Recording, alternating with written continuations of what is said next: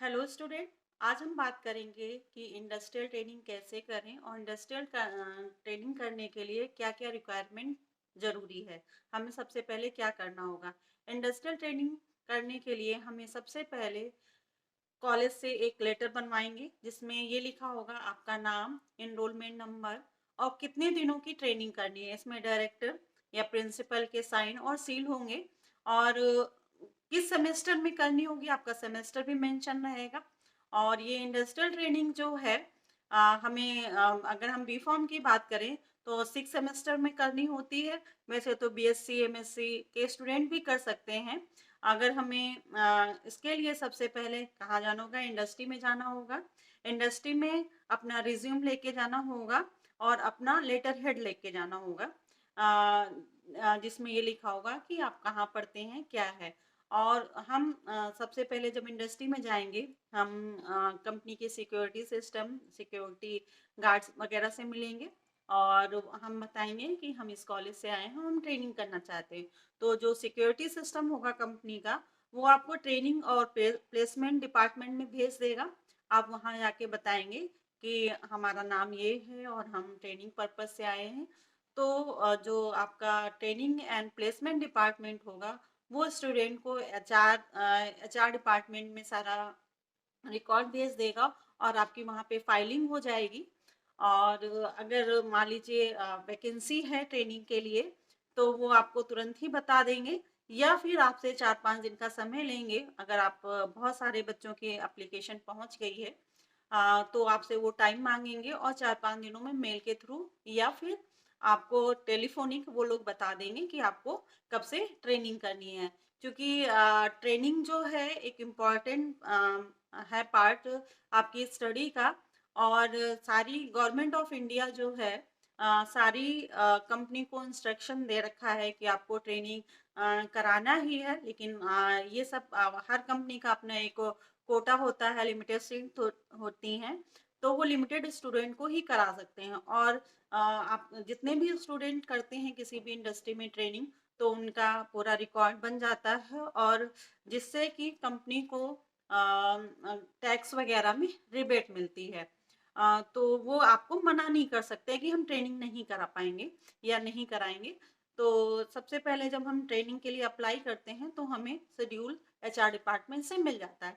उसके बाद आपको कहाँ करनी है और कैसे करनी है। सबसे पहले कि आप कंपनी में जाके एक तो आपको सही टाइम पे जाना होगा, ये नहीं कितने बजे भी जा रहे हैं या कुछ भी है, आपको डिसिप्लिन में रहना होगा। आने का टाइम और जाने का टाइम आपको फिक्स करना पड़ेगा। दूसरा, ट्रेनिंग अच्छे से करनी पड़ेगी, केवल फॉर्मेलिटी के लिए यानी कि कुछ बच्चे होते हैं कि ट्रेनिंग करते हैं तो उनका ज़्यादातर टाइम वो घूमने फिरने में या फिर शहर को जानने में लगा देते हैं। वो भी जानिए, वो भी ज़रूरी है। आसपास की लोकेशन भी जानना ज़रूरी है कि कौन कौन सी कंपनियां हैं या क्या है। लेकिन इंडस्ट्री में किस टाइम पहुंच रहे हैं और क्या सीख रहे हैं ये बहुत ज़्यादा ज़रूरी है इंडस्ट्री में काम करते समय। तो हम जैसे हमारी मान लीजिए हमने आपको प्रोडक्शन डिपार्टमेंट अलॉट हुआ तो प्रोडक्शन में किन किन चीज़ों का ध्यान रखना है। जैसे आपका टेबलेट प्रोडक्शन डिपार्टमेंट में हमारा टेबलेट एंड कैप्सूल डिपार्टमेंट होता है, लिक्विड डिपार्टमेंट होता है, पेरेंटल डिपार्टमेंट होता है।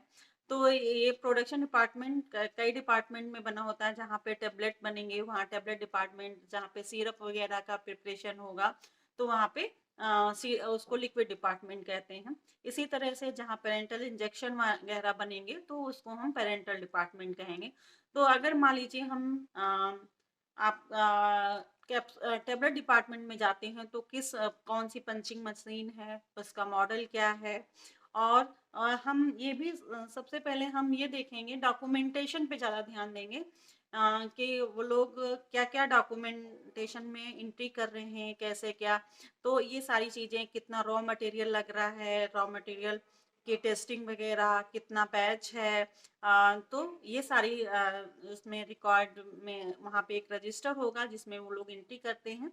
तो आपको वो सीखना पड़ेगा। इसी तरह से अगर क्वालिटी एश्योरेंस में जैसे या क्वालिटी कंट्रोल डिपार्टमेंट में अगर जाएंगे, कौन सा पीएच मीटर है, उसमें टेस्टिंग कैसे करते हैं, वो आपको वहाँ कोई भी इंस्ट्रूमेंट में काम करना नहीं सिखाएगा। ये आपको खुद ही ऑब्जर्व करके सीखना होगा और उनसे पूछना भी होगा। छोटे छोटे बड़े क्वेश्चन तो नहीं, लेकिन छोटे छोटी चीजें अगर आप पूछोगे तो वो लोग जरूर बताएंगे।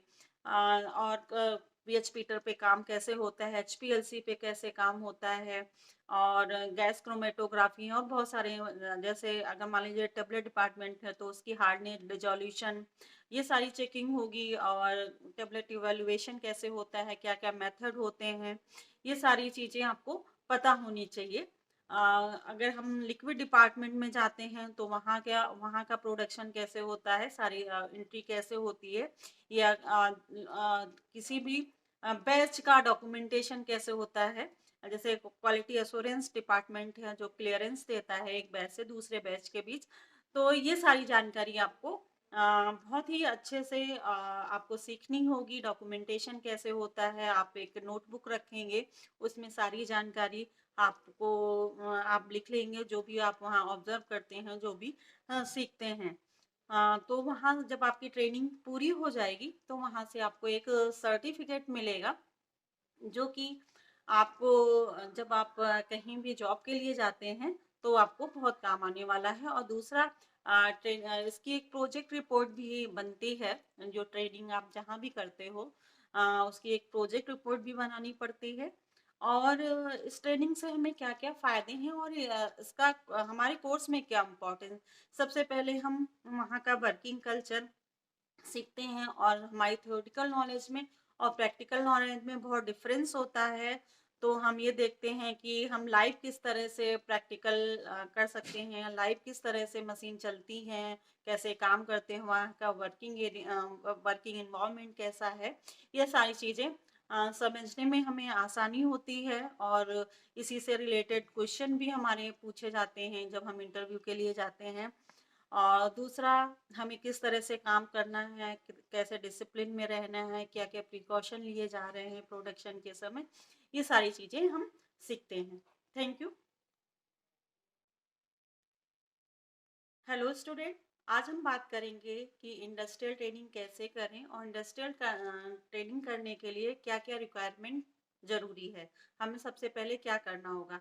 इंडस्ट्रियल ट्रेनिंग करने के लिए हमें सबसे पहले कॉलेज से एक लेटर बनवाएंगे जिसमें ये लिखा होगा आपका नाम, एनरोलमेंट नंबर और कितने दिनों की ट्रेनिंग करनी है। इसमें डायरेक्टर या प्रिंसिपल के साइन और सील होंगे।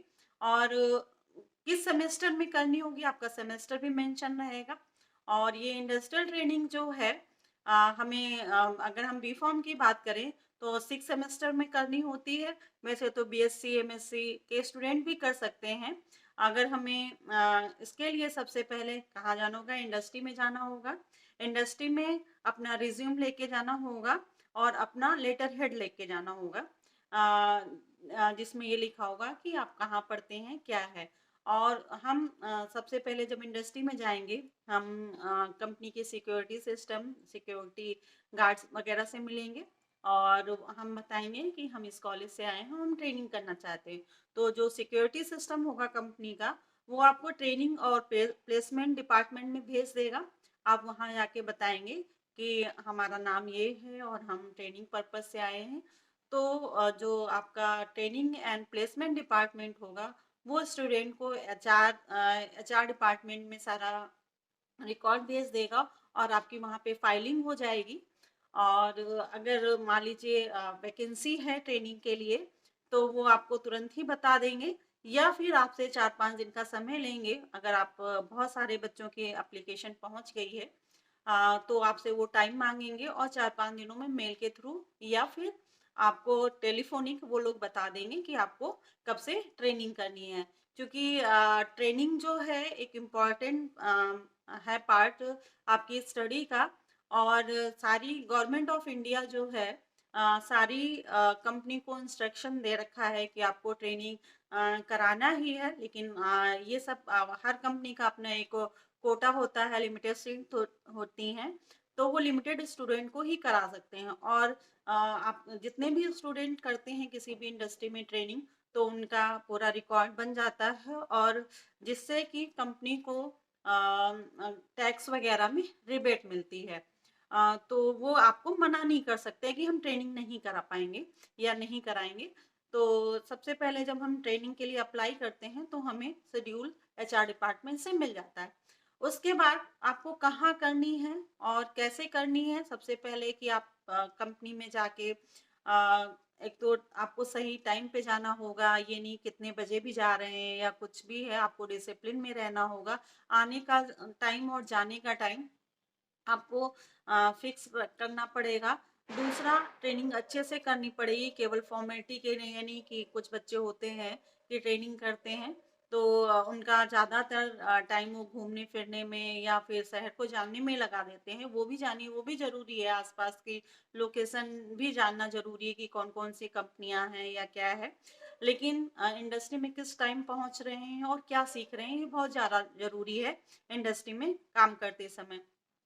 तो हम जैसे हमारी मान लीजिए हमने आपको प्रोडक्शन डिपार्टमेंट अलॉट हुआ तो प्रोडक्शन में किन किन चीज़ों का ध्यान रखना है। जैसे आपका टेबलेट प्रोडक्शन डिपार्टमेंट में हमारा टेबलेट एंड कैप्सूल डिपार्टमेंट होता है, लिक्विड डिपार्टमेंट होता है, पेरेंटल डिपार्टमेंट होता है। तो ये प्रोडक्शन डिपार्टमेंट कई डिपार्टमेंट में बना होता है। जहाँ पे टेबलेट बनेंगे वहाँ टेबलेट डिपार्टमेंट, जहाँ पे सिरप वगैरह का प्रिपरेशन होगा तो वहाँ पे उसको लिक्विड डिपार्टमेंट कहते हैं। इसी तरह से जहाँ पेरेंटल इंजेक्शन वगैरह बनेंगे तो उसको हम पेरेंटल डिपार्टमेंट कहेंगे। तो अगर मान लीजिए हम आप टेबलेट डिपार्टमेंट में जाते हैं तो कौन सी पंचिंग मशीन है, उसका मॉडल क्या है और हम ये भी सबसे पहले हम ये देखेंगे, डॉक्यूमेंटेशन पे ज़्यादा ध्यान देंगे कि वो लोग क्या-क्या डॉक्यूमेंटेशन में एंट्री कर रहे हैं, कैसे क्या। तो ये सारी चीज़ें, कितना रॉ मटेरियल लग रहा है, रॉ मटेरियल की टेस्टिंग वगैरह, कितना बैच है। तो ये सारी उसमें रिकॉर्ड में वहाँ पे एक रजिस्टर होगा जिसमें वो लोग एंट्री करते हैं, तो वो आपको वो सीखना पड़ेगा। इसी तरह से अगर क्वालिटी एश्योरेंस में जैसे या क्वालिटी कंट्रोल डिपार्टमेंट में अगर जाएँगे, कौन-सा पीएच मीटर है, उसमें टेस्टिंग कैसे करते हैं, वो आपको वहाँ कोई भी इंस्ट्रूमेंट में काम करना नहीं सिखाएगा। ये आपको खुद ही ऑब्ज़र्व करके सीखना होगा और उनसे पूछना भी होगा। बड़े क्वेश्चन तो नहीं, लेकिन छोटे-छोटी चीज़ें अगर आप पूछोगे, तो वो लोग ज़रूर बताएँगे। और पीएच मीटर पे काम कैसे होता है, एचपीएलसी पे कैसे काम होता है और गैस क्रोमेटोग्राफी और बहुत सारे जैसे अगर मान लीजिए टेबलेट डिपार्टमेंट है तो उसकी हार्डनेस, डिसोल्यूशन, ये सारी चेकिंग होगी और टेबलेट इवैल्यूएशन कैसे होता है, क्या-क्या मेथड होते हैं, ये सारी चीज़ें आपको पता होनी चाहिए। अगर हम लिक्विड डिपार्टमेंट में जाते हैं तो वहाँ का प्रोडक्शन कैसे होता है, सारी एंट्री कैसे होती है या किसी भी बैच का डॉक्यूमेंटेशन कैसे होता है। जैसे क्वालिटी एश्योरेंस डिपार्टमेंट है जो क्लियरेंस देता है एक बैच से दूसरे बैच के बीच।